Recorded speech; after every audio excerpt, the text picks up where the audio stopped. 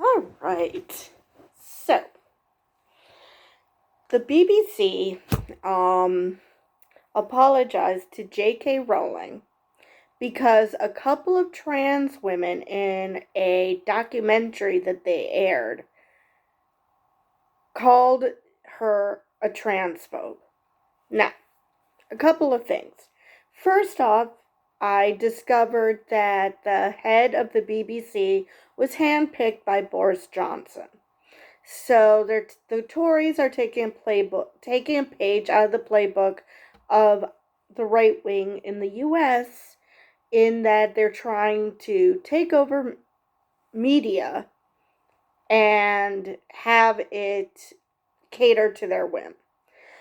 And in this case, they wanted to cater to JK Rowling because they were renewing a series called Strike, which is based on a novel that she did in under her pseudonym, which I'm pretty sure that's all she's going to be writing under from now on, because otherwise people know who JK Rowling is. And unfortunately, it's not because of Harry Potter anymore. It's because of her views on trans people. Now, the BBC apologized to JK Rowling for being called a transphobe by these trans women and saying how this is below the standards of reporting or something. Now, I'm sorry. JK Rowling, in her own words, has confirmed that she's a transphobe. It's not like these women were making shit up about JK Rowling. The way she has been acting and the way that she's been writing, she claims that she's pro-trans rights, but then turns around and has a hissy fit at the thought of trans women being considered women. So you can't have it both ways. Either you're pro-trans rights or you're not.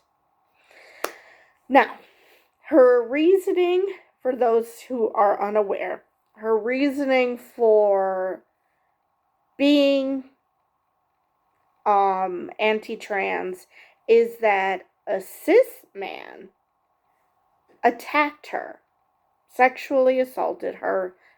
I don't know how old she was, but she was sexually assaulted by a cis man.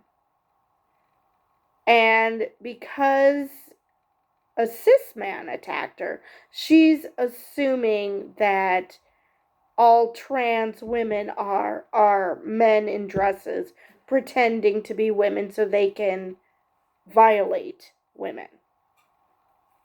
And this is not transphobic. How? Because, I'm sorry, yeah, that's transphobic.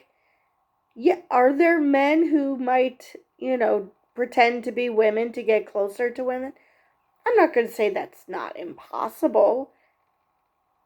I mean, a lot of horrible people gotten ideas from TV shows and entertainment. Oh, maybe I should try this. So, I'm not going to say it's impossible, but the vast majority, it's trans women who are the victims of violence, not perpetrators. Actually, except for a couple of cases in the US where I think we are up to 3 trans people who instigated mass shootings. Now, as opposed to cis men who've perpetuated practically all of the others, if not practically all of the others. So, she's taking this stance that because she was attacked by a cis man, that no one who at one point identified as a man is trustworthy. I'm sorry, you've gone from being a feminist and worrying and caring about women to be anti-male.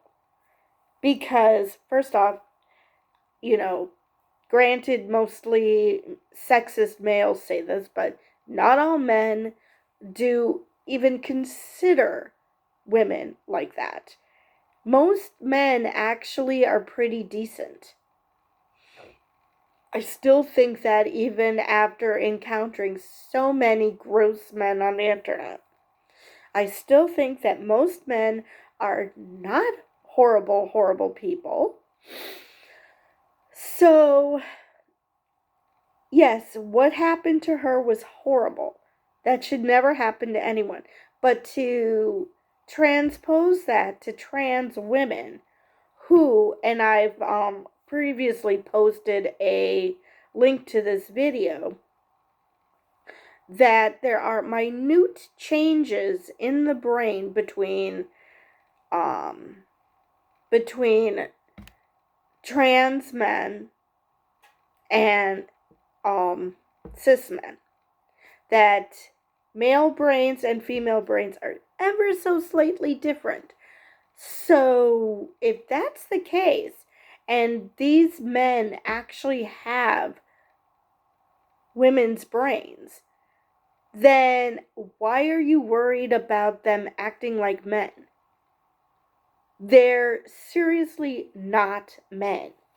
Biologically, they're not men. They don't dress like men. They don't act like what you think men should act like. I fail to see why she's a smart person. She is not stupid.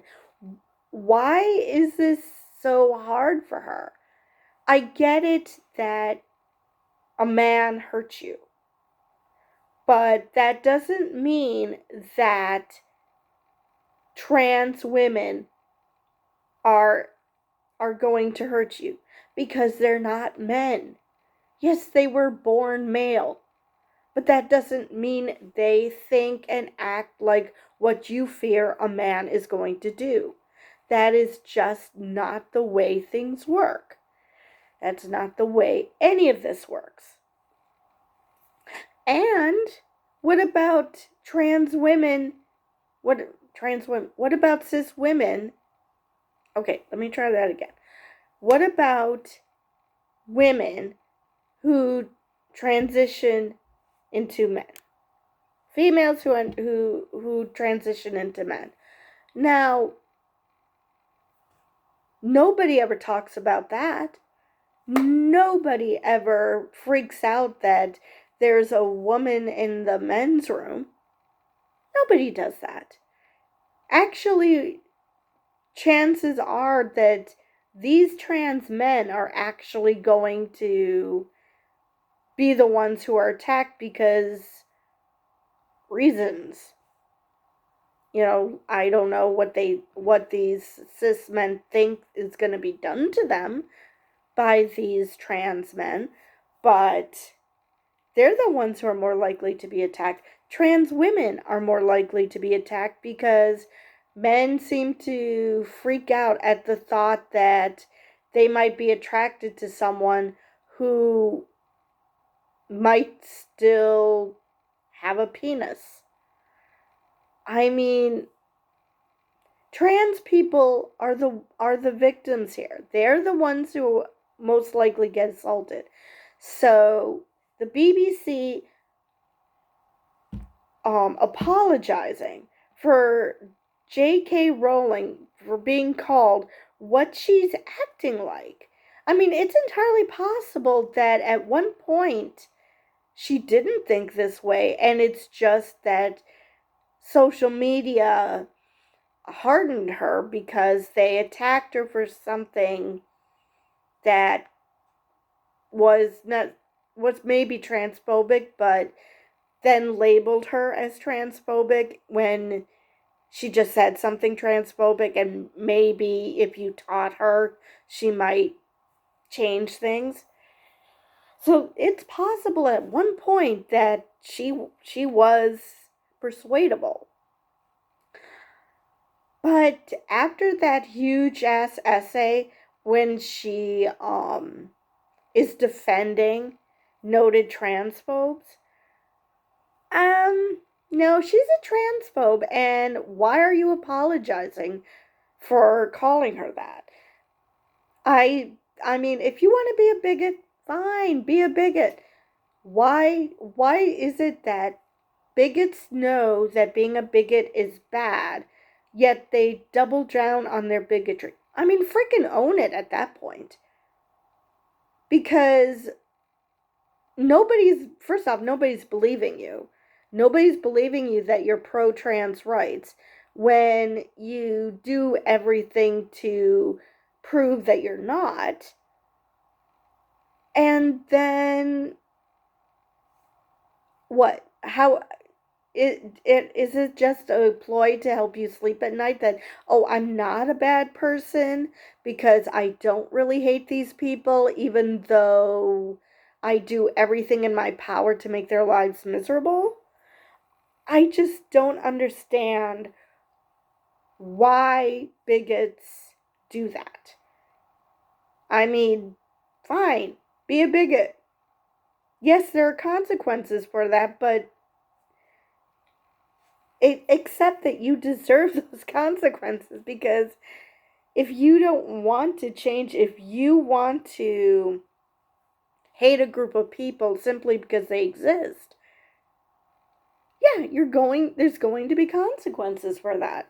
And I just do not understand why people simultaneously hate a group of people and then whine that people are correctly labeling you as this thing that everybody knows is bad to be called.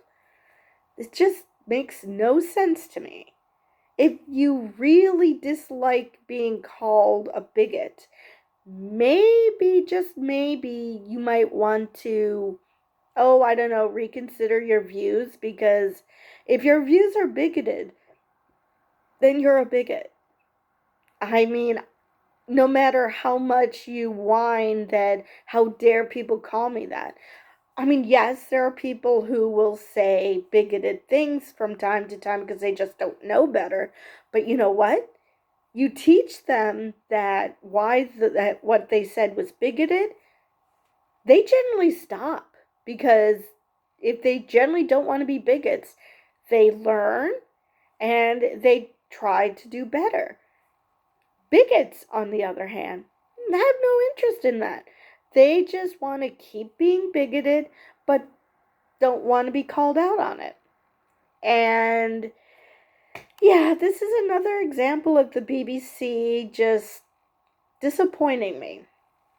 Now, this source where I found out about the BBC being the head being handpicked by Boris Johnson, explained how the Tories are trying to destroy the BBC's credibility. And yeah, they're doing a very good job. I don't want to get my information from an openly transphobic station.